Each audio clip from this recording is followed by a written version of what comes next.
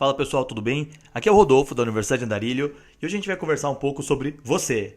Mas não você mesmo, assim. Você da Netflix, né? A série You, a série que é baseada num livro do mesmo nome, que fala um pouco sobre um relacionamento diferente do comum, ou não tão diferente do comum, infelizmente, né? Um relacionamento meio perturbado, seguido pelo Joe, que se apaixona rapidamente pela Beck e começa a perseguir ela, né? Stalkear, descobrir muito sobre ela e segui-la de uma maneira meio peculiar, meio bizarra até, inclusive.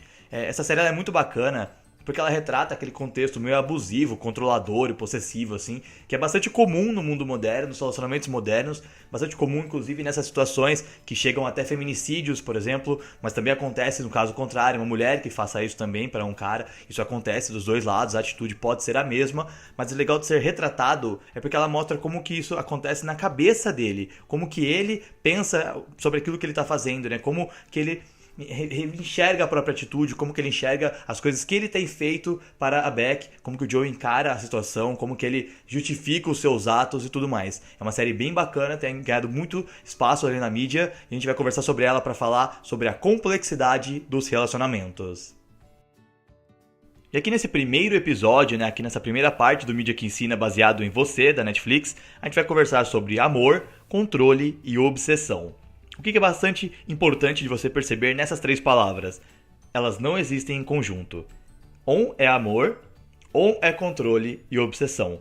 Elas não podem caminhar juntas. Não existe um amor controlador, um amor obsessivo, né? Um amor possessivo e dominador. Isso não existe, isso não é racional, não é legal, para desgasta emocionalmente você, então não é bacana para o teu emocional, não é bacana para a sua vida no geral. Então se você passa por isso, passou por isso em algum momento, ou conheceu alguém que passou por isso, ou se você faz isso, se você tem um tipo de ciúme controlador, obsessivo, possessivo, dominador, você precisa rever isso. Em ambas as situações, rever se aquilo é real, se aquilo é interessante, né? Se você deve continuar com aquele relacionamento ou não.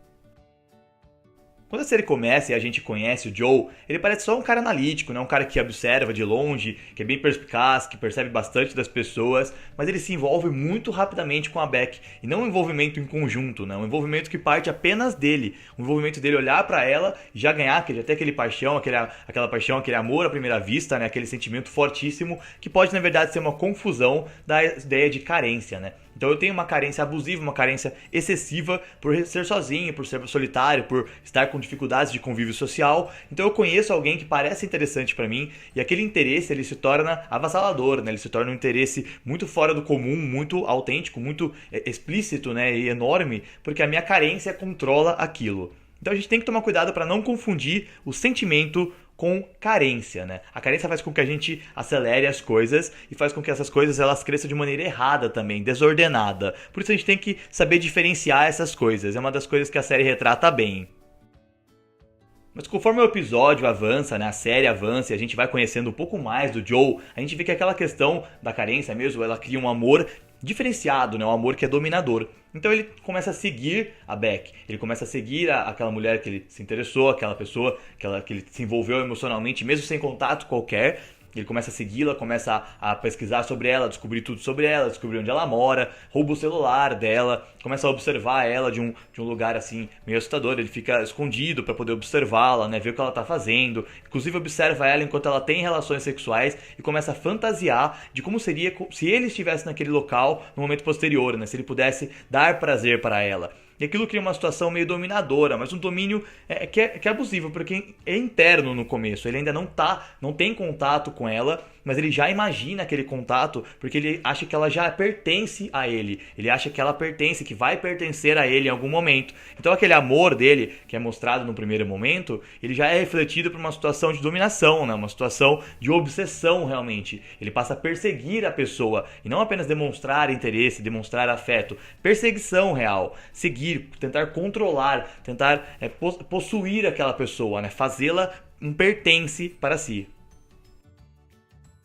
E dentro desse contexto, né, de pertencer, de posse, de dominação, obsessão e controle, a gente tem a ideia de que os stalkers eles vão se mostrar muito amáveis, né? Então, essas pessoas que criam essa obsessão, em diversos momentos, em diversas ocasiões, situações diferentes, em vários contextos também, eles vão se mostrar pessoas muito amáveis e vão se aproximar de uma maneira muito delicada, mas é porque eles estão seguindo a pessoa de outras maneiras para tentar descobrir do que elas gostam. E quando eles descobrem isso, eles vão utilizando essas informações para se aproximar. Então, você conhece uma pessoa e quando você vai conversar com essa pessoa numa segunda ocasião, essa pessoa já tem muita informação sobre você porque ela perseguiu você nas redes sociais ou seguiu você em algum lugar. Isso é assustador.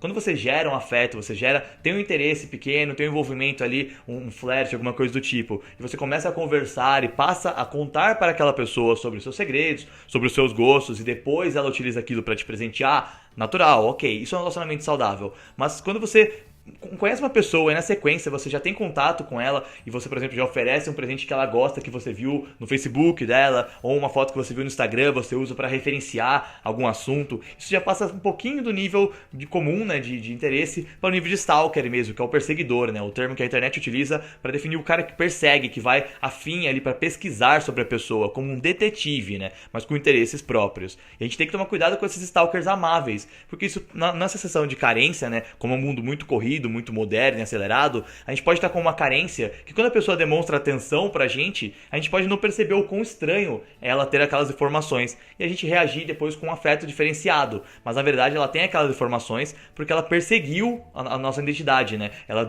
investigou realmente sobre nós. E isso não é legal, não é uma coisa bacana. Mas a carência pode fazer com que a gente não perceba aquilo no primeiro momento e reage de forma amável com esses perseguidores.